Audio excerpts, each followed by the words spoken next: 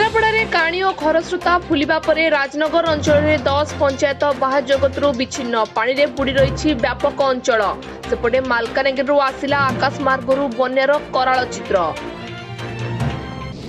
उत्तर पूर्व बंगोपसागर में घूर्णिबलय आसंता 2 दिन जाए राज्य में प्रबल अति प्रबल वर्षा संभावना 12 जिला को सतर्क निर्देश। आज आसब युक्त 2 वाणिज्य परीक्षा फल दिन 11:30 गणशिक्षा मंत्री कार्यालय हेब फल प्रकाश वेबसाइट रे भी फल देखिपारे छात्र छात्री।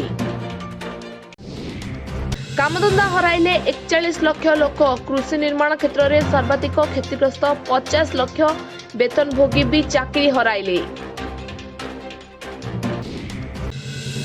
नमूना परीक्षा रे 10 लाख टपिला 3 दिन धरी 50,000 रु अधिक नमूना परीक्षा।